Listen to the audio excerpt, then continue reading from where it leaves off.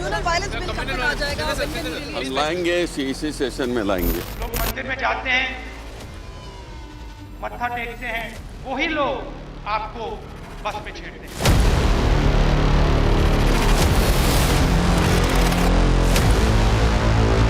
Bharatiya Janata party हो या RSS के हो, उनकी जो ट्रेनिंग कैंप है वो हिंदू टेररिज्म बढ़ाने का काम देख रहे हैं।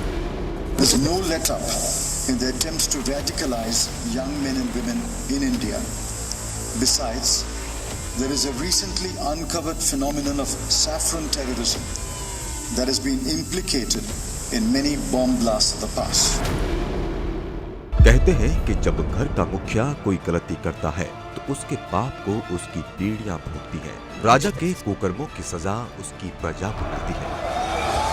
ठीक इसी तरह किसी राष्ट्र अध्यक्ष के लिए गलत निर्णय उस देश की जनता को भारी पड़ते हैं। शिक्षा से अंग्रेज और आचरण से विलायती देश के पहले प्रधानमंत्री जवाहरलाल नेहरू ने हिंदू बहुल भारत के हिंदुओं के साथ जो दोगला व्यवहार करना शुरू किया था वो आज तक कांग्रेस की परिपाटी बना हुआ है।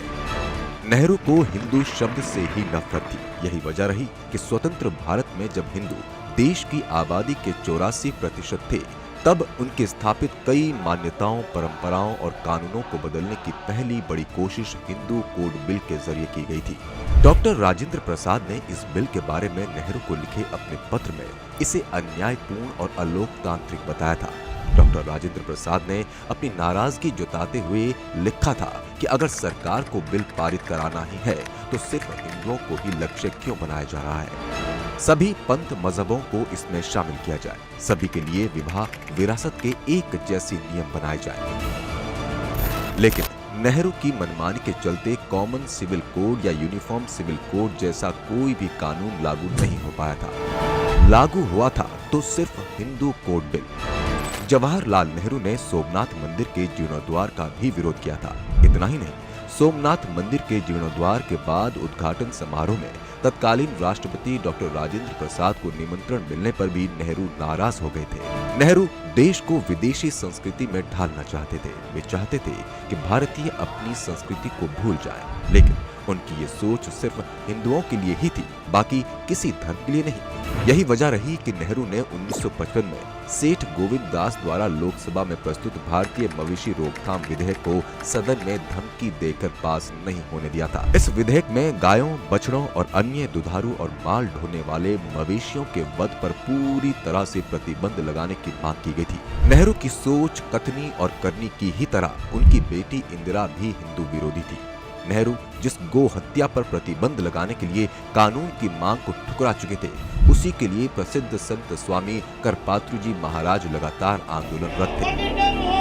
कांग्रेसी सरकार के कान में जूं तक नहीं रेंग रही थी। इससे संतों का आक्रोश लगातार बढ़ता जा रहा था।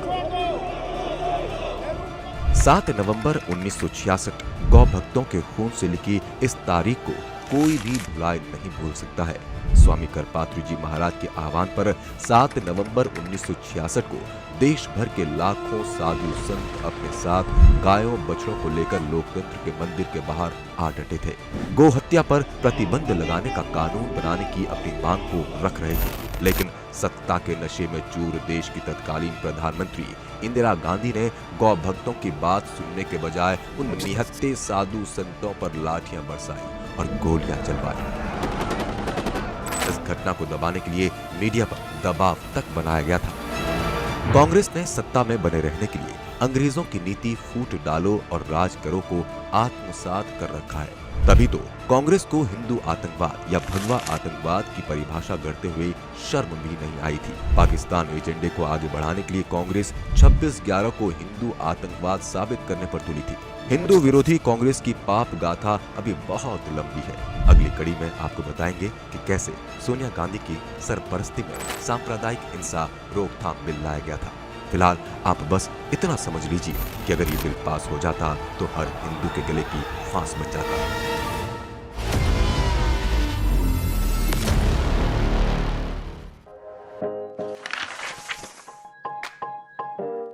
अपने आसपास और देश विदेश की खबरों से अपडेट रहने के लिए व्यू इंडिया टाइम्स को यूट्यूब में सब्सक्राइब लाइक और शेयर करें।